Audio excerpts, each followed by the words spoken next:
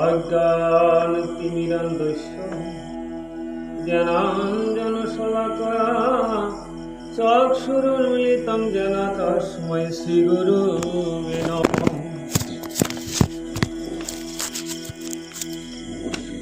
কৃষ্ণ করুণা সিন্ধু দীনবন্ধু জগৎপতি গোপেশ গোপিকা কান্ত রাধা কান্ত নমস্তুতে বাঞ্ছাকল্পতরুভ্যশ্চ কৃপা সিন্ধুভ্যশ্চ পতিতানাং পাবনেভ্যো বৈষ্ণবেভ্যো নমঃ। নারায়ণং নমস্কৃত্য নরং চৈব নরোত্তমং দেবীং সরস্বতীং চৈব ততো জয়মুদীরয়ে। বৃন্দায় তুলসী দেবপ্রিয় কেশবস্য বিষ্ণু ভক্তিপদে দেবী সত্যবতে গ্রন্থির আরম্ভে করি মঙ্গলাচরণ গুরু বৈষ্ণব ভগবান তিনের শরণে হয় বিঘ্ন বিনাশন অনায়াসে হয় নিজ বাঞ্ছিত বল হরে কৃষ্ণ কৃষ্ণ কৃষ্ণ হরে হরে হরে রাম রাম রাম হরে হরে। জয় জয় শ্রীমদ্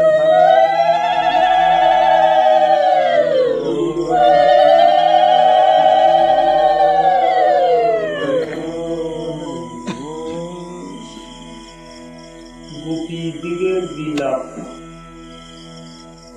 যখন কৃষ্ণহারা হয়ে গেল সবাই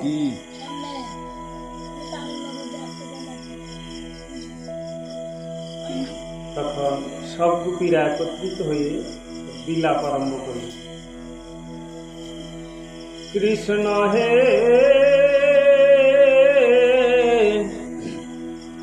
সুখ কহে ওহে নিপ করহ শ্রবণ বিরহে আকুল গোপী কি করে তখন। এই লাগবে দাদা লাইট দিতে সামনে লাইটটা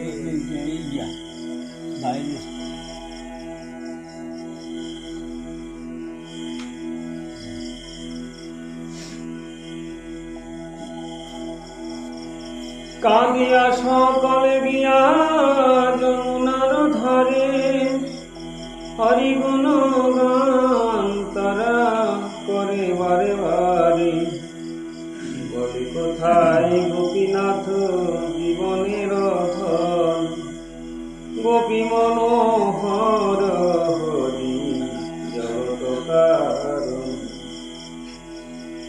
গোপী প্রাণেশ্বর তুমি যশোদা কুমার তব শ্রী শরণ বিনে সবে সবাকার।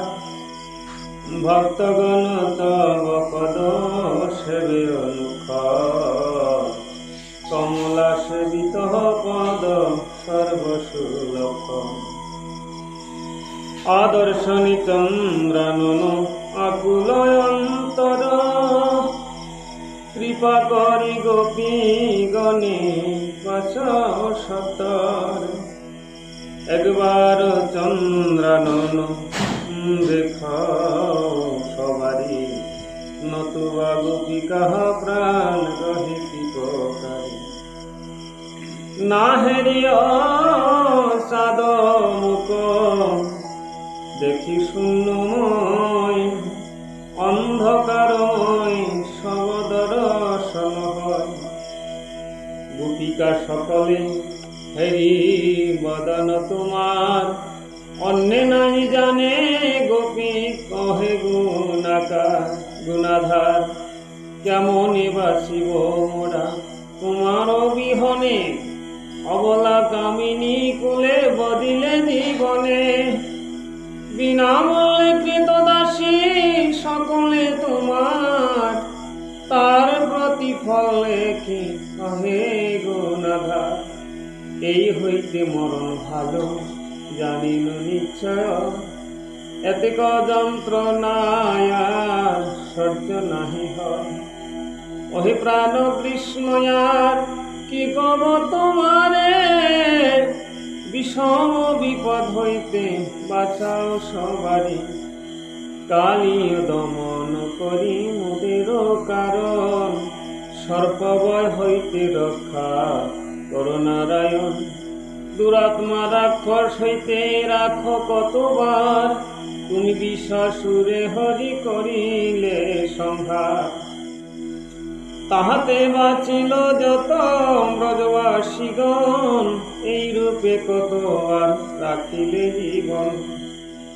বারবার কতবার বাঁচাইলে সবে, বদিতে উদ্যত কেন আমাদের তবে।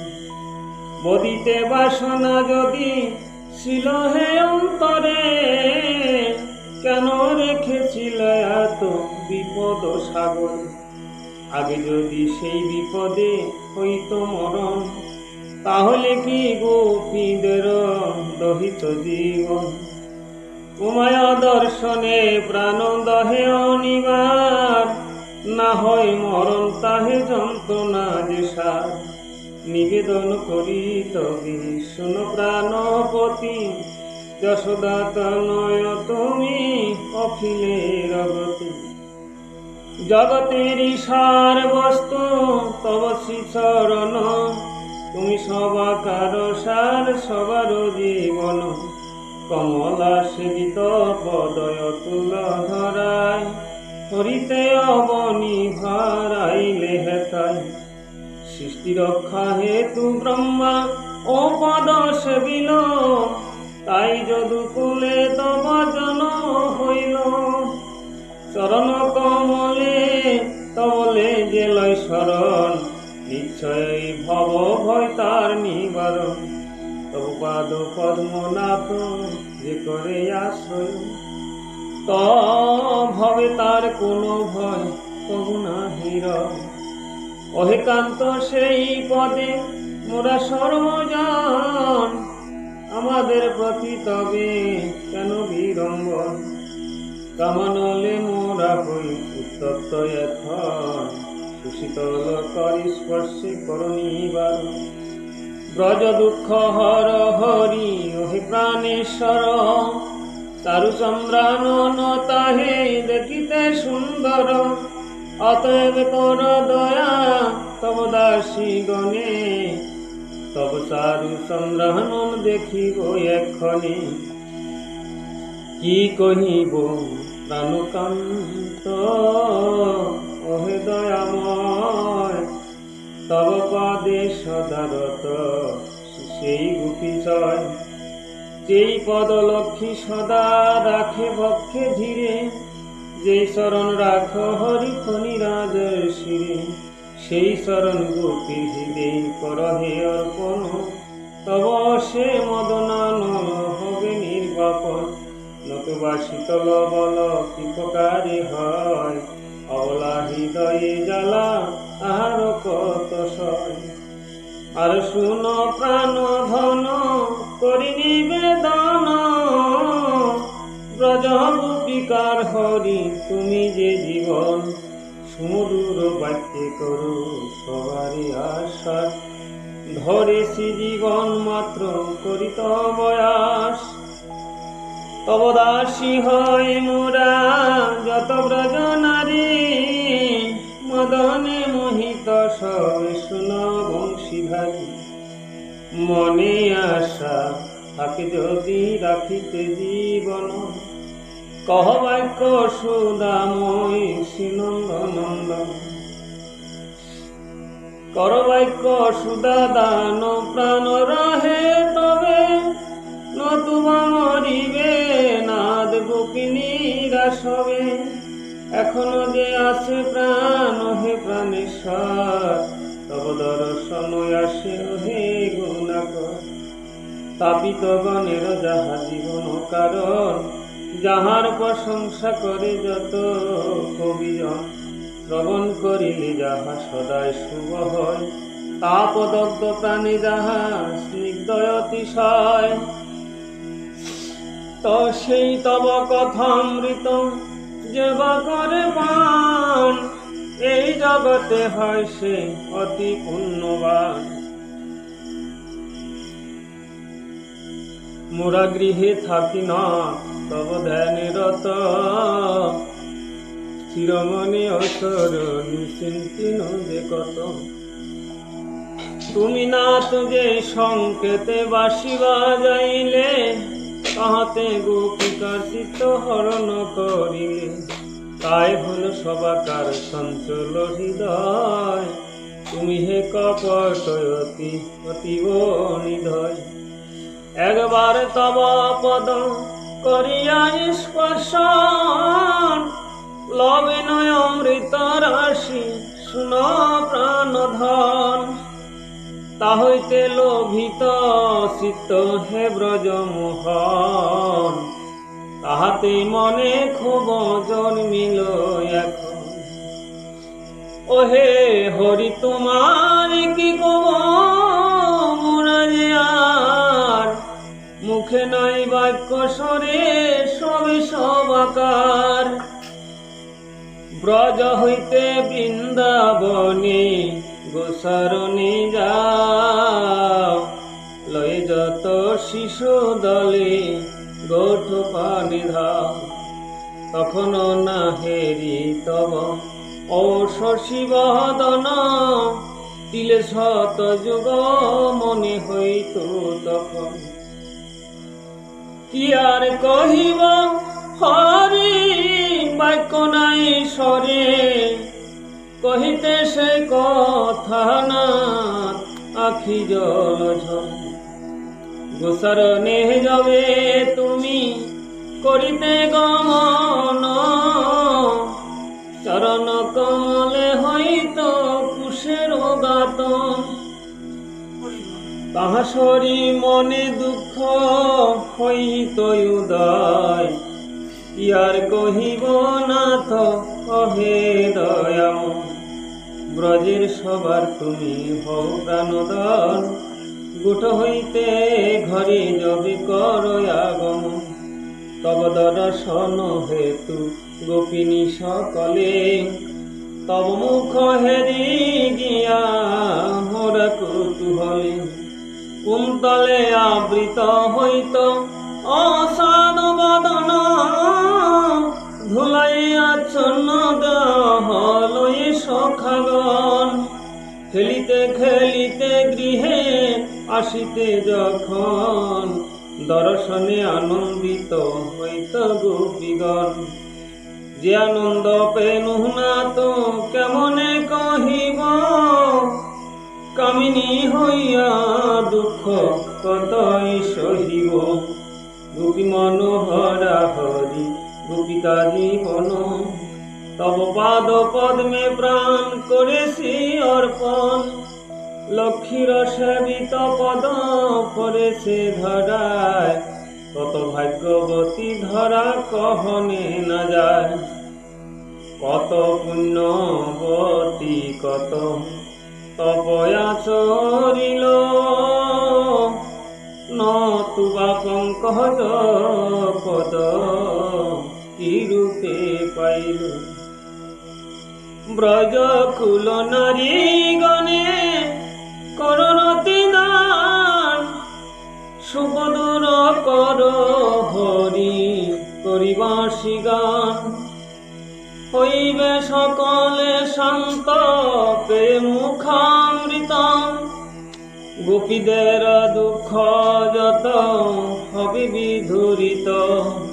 তব মুখামৃত নাথ করিয়া সাধন, সুখে মগ্ন গোপীগণে বাস এখন। আমরা অধীনা তব অহে গুণাকর, সবাকার তোমা বিনা অহে পীতাম্বর। দুঃখের কাহিনী আর কত যে জানব, না জানি তোমারে ভজি এত ক্লেশ পাব। গোসারণে যেতে যাবে লয়ে শিশুগণ, জীবহীন দেহ যেন হইত তখন। যতক্ষণ ধেনু সহ রহিতে গোষ্ঠীতে, আদর্শনে গোপীগণ থাকিত দুঃখেতে। তোমার বাসির গান করিয়া শ্রবণ, মৃতদেহে হইতো যেন প্রাণ সঞ্চার। সেই গান গোপীর মন করিলে হরণ, কুলে জলাঞ্জলি দিন তোমার কারণ। পরিহরি পরিজনে কাননে গমন, এক বিপরীত কর্ম তোমার এখন।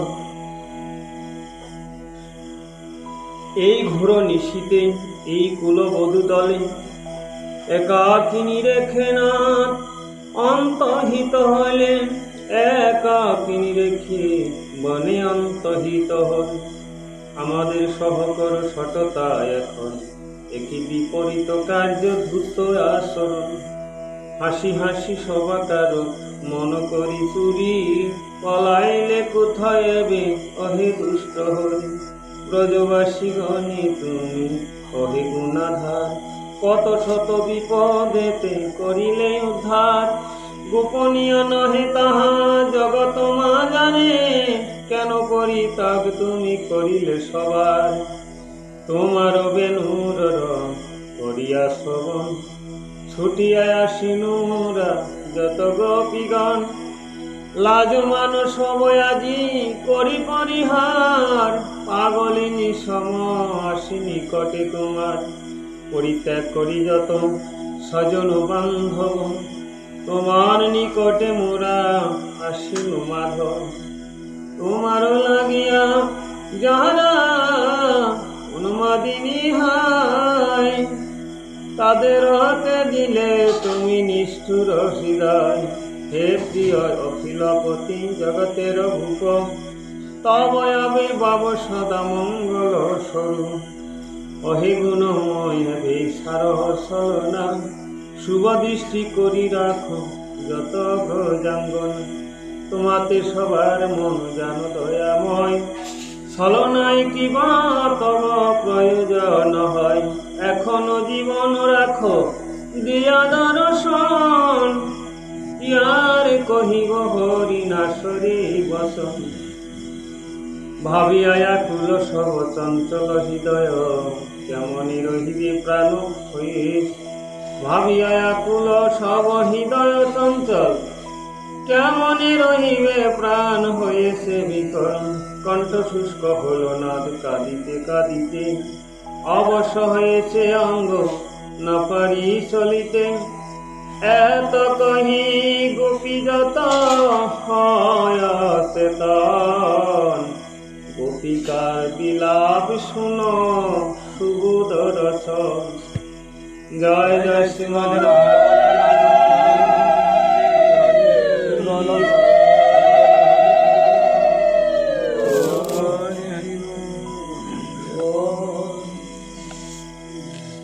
যারা তীর্থে বাস করে তারা তীর্থের মহিমা তো বুঝতে পারে, তারা ব্যবসা বাণিজ্য সেটা নিয়ে মত। যারা দেখে না দূরে থাকে, এবং দূরে তীর্থকে তীর্থ বলি ভক্তি থাকে বেশি। এই জন্য কবিরাজ গোস্বামী লিখছে, বৃন্দাবনে বাস না করিও বহুকাল, গোবর্ধনে সরিয়া না হেরিও গোপাল। বৃন্দাবনে বহুকাল বাস করলে বলছে ব্রজবাসীদের আচার চেষ্টা বুঝিতে নারীবা। দূরে থাকি ভক্তি করি, গোপনে রহিবা দিবা। ব্রজবাসীদের আচার চেষ্টা আমাদের মানে বুদ্ধির অতীত। এরা যেইভাবে যে সহজভাবে ভগবানের সেবা করে, তারা তো ভগবানের পারিস। এটা দেখলে কারো কারো তো ঘৃণা আসি যাবে, কারো ভক্তি ছুটি যাবে, এরা কিরকম ভালো চলে। আর ব্রজের গোপীগণের যে কাহিনী বা গোপীরা যেভাবে কৃষ্ণ অনুগত কৃষ্ণের জন্য কান্না কাটে, সে গোপেরা কতজনে করতে পারে। জগতে ধর্ম করতে হলে গৃহিণী অর্থাৎ সহধর্মিণী চাই। সহধর্মিণী ঠিক তখন তাই সে ধর্ম করতে পারে, আর সহধর্মিণী ঠিক নেয় তখন ধর্ম করতেই পারে, ধর্ম করতে বাধা পড়ে। যেমন যাজ্ঞিকেরা শ্রীকৃষ্ণ পূজা করতেছে বেদের বিধানে, কিন্তু কৃষ্ণকে জানিয়াও জানে না, শুনিয়াও শুনে না। আবার কংসের ভয়ও কৃষ্ণের নামও লয়। কিন্তু অন্তরে অন্তরে যারা গোপিনীরা ব্রাহ্মণীরা যারা ছিলেন বিজয়পত্নী, তারা ঘরে থাকে সবসময় কৃষ্ণের গুণের কথা শুনিয়া এমন পাগল হয়েছে কোন দিন একদিন গিয়া দর্শন করতে হয়।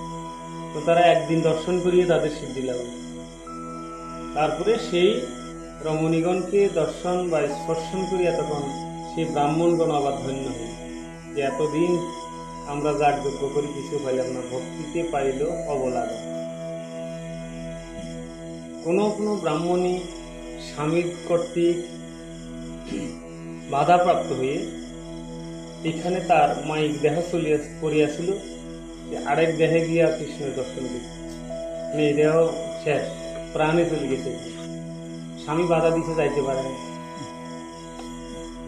যোগ্য পত্নী আরেক দেহে প্রবেশ করে যায় কৃষ্ণ দর্শন করে। হ্যাঁ, আরেক দেহে আরেক সাজি ব্রাহ্মণ সাজি দেখে বলে যোগ্য পত্নীদের হবে। তাই জগতে বিখ্যাত যোগ্য পত্নীদের এই কীর্তি সব গোপীরাই বিলাপ করতে। আর গোপীদেরকে জগতে সবার স্মরণীয় রাখার জন্য ভগবান কি করলেন? এখন ভগবানের গোবিন্দের কপালে আছে তিলক। তিলক কি? গোপীদের পায়ের রেল, যাকে গোপী চন্দন বলে। বৈকুণ্ঠে ভগবানের জ্বর হয়েছে ভান করিয়া নারদকে পাঠাইলেন যে কোনো ভক্তে যদি পদদুলা দেয় তাহলে আমার এই জ্বর ভালো হবে। নারদ ত্রিভুবন ঘুরিয়ে আসলেন, কোনো ভক্তে দেয় না। নারদ তো নিজে শুনতেই পারে না, আরে ভালো কেমনে ভগবানের থেকে ভগবানের ভয় করিয়া যে ভগবানের থেকে দূরে থাকে, এটা বৈধি ভক্তি হয়ে গেল। ভগবানের সঙ্গে একটা সম্পর্ক, ভালোবাসা করে সব কিছুতেই ভগবানকে ভয় করলে তাহলে সেবা করতে পারবে না। হঠাৎ করি তো আর সেবা না করতে তো এই ভাব আইব না, কারণ সারা মূলে সবুজ আত্মমন যার নাই কেমন করতে করতে আসবো না। তখন যারা করতে করতে সবসময় করতে আসে তাদের আচার বিচার আলাদা ধরনের, সাধারণ ব্যক্তি বুঝে উঠতে পারবে। তো ওর দেখাতে গিয়ে আবার সাধারণ ব্যক্তি নষ্ট হয়ে গেল। তখন গোপীরা নারদ নিরাশ হয়ে ঘুরে আসলেন যে না, প্রভু পায় নাই কোনো জায়গায়। কোনো ভক্তে যে শুনে সে দৌড়ে ভাগিয়ে চলে যে ভগবানের সামনে পদধূলি, ভক্তের পদধূলি দিল। ভগবান বলছে জ্বর ভালো বললো, একবার বৃন্দাবনে যাও, সেখানেও তো থাকতে পারে রূপে, কেউ না কেউ ভক্ত থাকতে পারে। আর যেই মাত্র বৃন্দাবনে গেছে, গোপীরা কৃষ্ণগত পান, শুধু কৃষ্ণের সংবাদটা শুনি, কৃষ্ণ ভালো আছে কি, দ্বারকায় যে কৃষ্ণ চলে গেছে এত বছর জন্য, কোন দিন আসবে, কৃষ্ণ ভালো আছে কি, এটাই শুধু শুনতে পায়। তারা মরে যায় কাঁদতে কাঁদতে, যমুনার তীরে ধুলায় ধরাশায়ী হয়ে কাঁদতে। তখন নারদকে দেখিয়া বৃন্দাবনে যখন আসলেন যমুনা পার হইতে, নারদকে দেখিয়া গোপিনীগণ যে নারদ তুমি তো এসেছ, যে আমাদের প্রাণনাথ কি সুখে আছে। তখন নারদ বলছে ভগবানের তো জ্বর হয়েছে, ব্যাধি হয়েছে, যে কোনো রকমের প্রতিকার হয়। বলছি কি অসম্ভব কথা, প্রতিকারে কি রাস্তা? বললো হ্যাঁ, প্রতিকার একটা রাস্তা আছে। কোনো ভক্তে যদি তাদের চরণধুলি দেয় তখন যায় তার। তারপরে নারদকে জিজ্ঞেস করে কি এনেছে। শ্রীমতী রাধারানী ধুলার থেকে উঠিয়ে বলছে নারদ কি এনেছে। তখন সবে যার যার পায়ের থেকে ঝাড়িয়ে ধুল দিতে, কৃষ্ণ মানে কৃষ্ণকে ধুলা দিয়া, পায়ের ধুলা দিয়া ভালো করবো, এই পাপে যদি নরকেও যায় তবু ভালো, কিন্তু কৃষ্ণ সুখে থাক। সবার কৃষ্ণগত প্রাণ, একে বলে অকৈতব কৃষ্ণ প্রেম, শুধু কৃষ্ণ সুখে থাকার জন্য তারা চিন্তা করে। এই ভাব তো আর এক জন্ম দুই জন্ম আসবো না, কত জন্ম ভোজন করতে করতে আসবে। আর তখন নারদ আশ্চর্য হয়ে, কি আশ্চর্য কথা, এটা কেমন ভক্ত হবে, চিন্তাধারা করলেন। যখন গোবিন্দকে নিয়ে দিয়েছে, গোবিন্দ তখন এই ধুলা দ্বারা ললাটে তিলক ধারণ করলেন, সারা অঙ্গে তিলক। তখন সেখানের গান হইল অঙ্গে মাখো মাখরে এই যে গোবিন্দ, কিন্তু সে গোপীগণ দিছে বা রাধারানী দিয়েছে, এই জন্য রাধারানীর কপালে নাই তিলক। এখন কোনো বিগ্রহ রাধারানীর কপালে দিল না, গোবিন্দের কপালে। গোবিন্দ রাধারানী বা গোপীদের মান রক্ষার্থে এই ধারণ করল। অনুমানে দেখছেন রাধারানী কপালে কি লোক আছে? রাধারানীকে দেয় না। এখন রাধা রানীর লোক তো গোপীরাও দিছে, গোপীরাও দিছে, হ্যাঁ ব্রজবাসী তো গোপী, হ্যাঁ এখন ব্রজবাসীরা তো ই করে না। হ্যাঁ করতেছে। তারা তো সেই গোপী বা সেই কৃষ্ণের পারিষদগুলি তারা স্বীকার করতে না, তারা সবাই ভক্ত, কৃষ্ণকে ভগবান বলে মানতে হবে। এরা তো ওইভাবে নাই যে আমরা যে কৃষ্ণের সহচরী ছিলাম বা আমরা রাধারানীর যে একদম সাক্ষাৎ সখী, এই ভাব তো এদের ভিতরে নেই। এরাও তো রাধে রাধে দেয়। রাধা রানী দিতেছে না, এখন গোপীরাও তো তাহলে দিতে লাগবে না, কারণ রাধা রানীও দেয় না। রাধা রানী তো গোপীদের সঙ্গী। হ্যাঁ রাধারানীর মনের ভাব আর গোপীদের মনের ভাব এখানে পার্থক্য আছে। এখন তারপরে এই তিলক দুই প্রকার। আসলে পার্থক্য আছে। রাধাকুণ্ডে একটা তিলক মহাপ্রভু অঙ্গ রাখছে বা তিলক ধারণ করছে, এই জন্য সবাই ভক্তরা এই রাধাকুণ্ডের তিলক ধারণ করে। রাধাকুণ্ডের মৃত্তিকা দিয়ে তিলক হয় আর দ্বারকার গোপীচন্দন যাকে।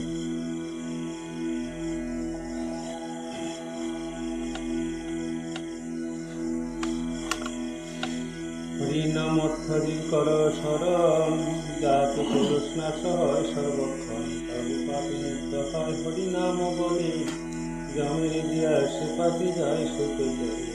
হতে করে হরণ সুক্তাপাদি রীতি ভুবনে তরা নাশ নিরবন, নাতে করে নাশ কালিমা রাশি, মতে মঙ্গল হয় অমঙ্গল নাশ। হেন হরি নাম করে যে জন, সর্বপাপে মুক্ত হয় বেদের বচন। হরিনাম কর সার বল হরি হরি, হরিহন প্রাণ কর্তা গোলক বিহারি। জয় জয় মুকুন্দ মুরারি রাধাপতি, জয় জয় শ্রীনিবাস জগপতি। জয় জয় কৃষ্ণচন্দ্র দর্শবতার পুরুষ কখন প্রকৃতি আভার। তোমার অপূর্ব লীলা কহনে না যায়, কত রূপে প্রকাশিত বুঝে ওঠা দায়। তুমি মাতা, তুমি পিতা, তুমি মূলাধার, তুমি বন্ধু, তুমি সখা, তুমি সর্বদা। তুমি গীতা, তুমি শক্তি, তুমি মহামায়া, তুমি দেব সর্বসার নিরবধায়। মদম সুবির গ্রহণ করিয়া প্রয়াস, স্থানে স্থানে ভাগবত করি বিরাস। সরল ভাষা বিভাগ করিয়া প্রকাশ, সহজে হইবে জানি জ্ঞানের বিকাশ। সম্পূর্ণ ভাগবত লৌকিক রচন, ধর্মদুর্গতি রহি ক্ষমসাধন। পাঠের মাহাত্ম কথা হইল সমাপন, বল সবে হরি হরি করিয়া। জয় জয় শ্রীমদ